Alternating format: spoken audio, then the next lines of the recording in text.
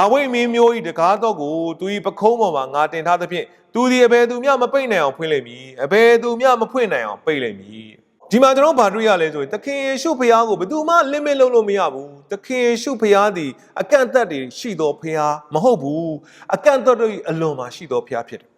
ဒါကြောင့်မလို့သခင်ယေရှုမတတ်နိုင်သောအရာမရှိဘူးသခင်ယေရှုမဖွင့်ပေးနိုင်တဲ့တကားမရှိဘူး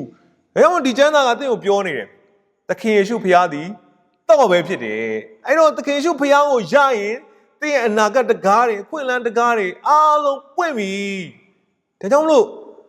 ကျွန်တော်တို့တကားတွေရှေ့မှာနေပြီးတော့ငါအနာဂတ်တွေပိတ်နေတယ်ငါဘယ်ကိုသွားမှမသိဘူးလမ်းပြောင်းနေစိတ်ထဲကျပြီးတော့ထိုင်ကုန်နေဖို့စိတ်ထဲကျတယ်မဟုတ်ဘူးသခင်ယေရှုဖခင်ဒီဟူသောတော့ကိုကျွန်တော်တို့ရှာဖို့ဖြစ်တယ်သခင်ယေရှုကိုဆုတောင်းဖို့ဖြစ်တယ်ဆိုတော့ကျွန်တော်တွေ့ရပါတယ်အဲ့တော့သခင်ယေရှုကဒီ authority အကြောင်းကိုကိုရောကရှမသက်ခရစ်ယာန်အခန်းကြီး28ငယ်18မှာကိုရောကိုယ်တိုင်ပြောထားပါတယ်ကောင်းငင်ဘုံ၌၎င်းမြေကြီးပေါ်၌၎င်းစီရင်ပိုင်သောအခွင့်အရေးရှိသမျှတို့ကိုငါခံရပြီဒီလိုမျိုးကောင်းငင်ဘုံမှာ၎င်းမြေကြီးပေါ်မှာ၎င်းစီရင်ပိုင်သောအခွင့်အာဏာကိုရောကိုဘယ်သူမှ limit မလုပ်နိုင်ဘူးကိုရောဖျားကိုကျွန်တော်တို့ရလို့ရှိရင်အရာအလုံးကိုရပြီဒါကြောင့်မလို့ကျွန်တော်တို့ကိုရောကဝင်ခွင့်ကိုဆုံးဖြတ်ပေးတယ်ကိုရောကဥတီချက်ကိုထိန်းချုပ်ပေးတယ်ကိုရောကကျွန်တော်တို့တင့်ရဲ့ဘဝကိုအုပ်ဆိုးတဲ့ဖျားဖြစ်တယ်